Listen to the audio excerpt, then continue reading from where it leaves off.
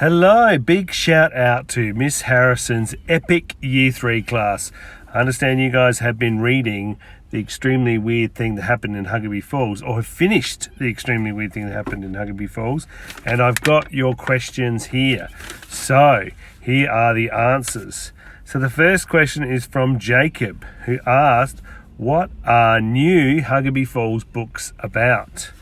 Good question, Jacob. So the Huggably Falls books is only a trilogy so far, but I have had some ideas for a fourth book, which hopefully I will write one day, and that's going to be called The Ridiculously Repetitive Thing That Happened in Huggably Falls. The second question is from Lockie. What is your favourite sport? Thanks, Lockie. My favourite sport is AFL, and my favourite team is Hawthorn, the Hawks. The third question is from Hayden. How many books have you written? That's a tough question. I've had 5 books published, but I've actually written about 20 books, probably, maybe more, in my life. The next question is from Thomas. Good name, Thomas. My son's name is Thomas.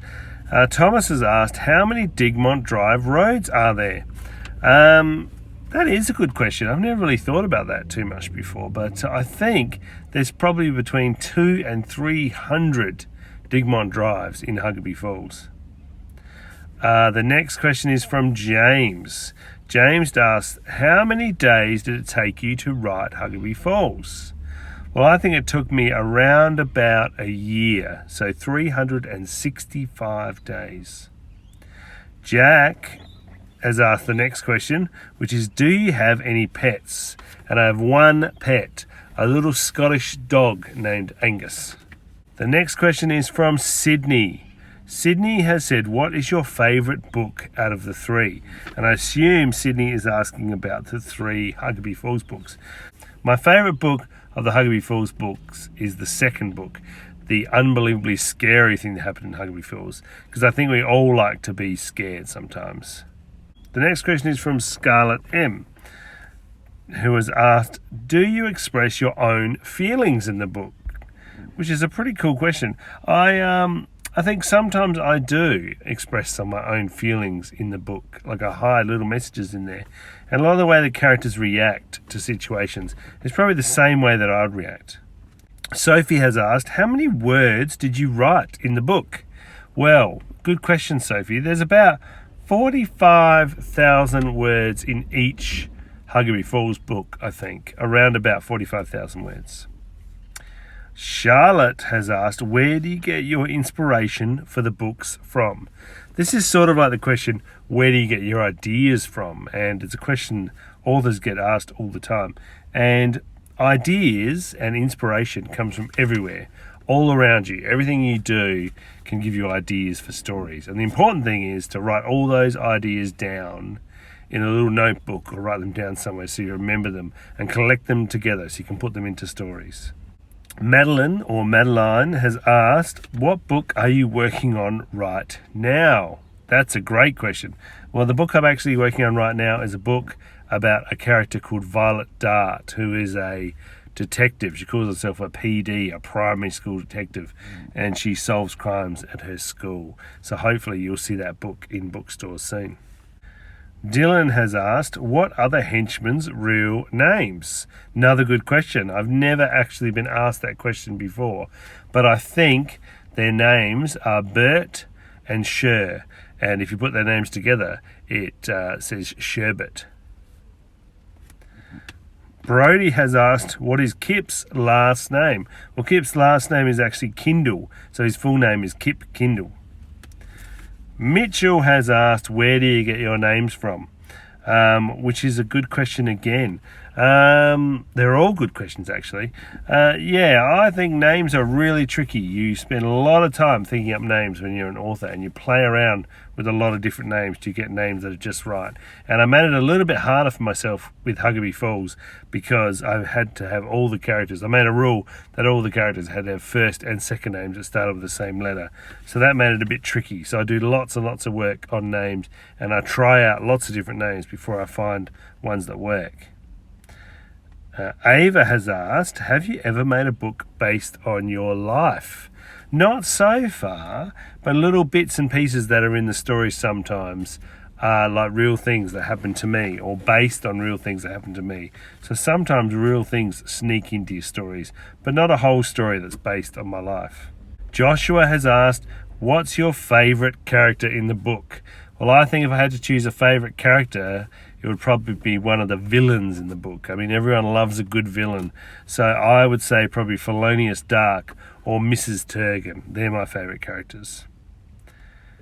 Aidan says, how did you get the ideas from your book? Which is sort of similar to the question I got asked before, is where do you get your inspiration and ideas from? Like I was saying before, ideas come from all over the place. So make sure you write down all your ideas and collect them together to make up stories. Aidan also said, P.S. I subscribe to your YouTube channel. Thanks, Aidan. Hopefully I'll do some more YouTube videos soon. Maybe I'll put this video up on YouTube so you can watch it. Emily has asked, does your family write books too? Well, that's interesting because they do. My daughter is only 9 and my son is 7, but they do make up little books and they write stories. So maybe they'll become authors one day, but my wife doesn't write books. Scarlet B has asked, what's your favourite illustration in the book? Well, I'm going to show you what my favourite illustration is. It's actually this last one, where the characters are sitting on the park bench. That's Kip and Katie there, sitting on the park bench, and they're sitting with their invisible parents. And I think that's a really sweet picture, and I really like that illustration in the book. But I must admit, I like all of Andrew Weldon's illustrations. He's a really great illustrator, and I think he's done an amazing job with the Huggably Falls books. Julia has asked, how did you think of all the weird things in Huggably Falls? Well, people often ask me this question, and I don't think it's that hard to think of weird things, because I think the world is full of weird stuff, and there's weird people and weird things everywhere. Every time you think of something weird or see something weird, make sure you write it down, and you could have your own book full of weird stuff. And the final question is from Lily, who says, what is your favourite book that you like to read that is not yours? Wow, what a big question, because I love reading and I've read so many books, but I really, really love lots of books by Enid Blyton, Roald Dahl, Dr. Seuss when I was growing up, and I also really loved the Lemony Snicket series, a series of unfortunate events. That was really inspiring series for me. And I've also always really loved graphic novels like comics like Asterix and Tintin books. Loved those when I was growing up and still love them today. So thanks, Mrs. Harrison's Epic Year 3 class. Thank you for all your questions, and I hope you're happy with all my answers. And thank you for reading The Extremely Weird Thing That Happened in Huggably Falls. And I hope you read the other books in the Huggably Falls series and enjoy those too. Thank you, guys. See ya. Bye.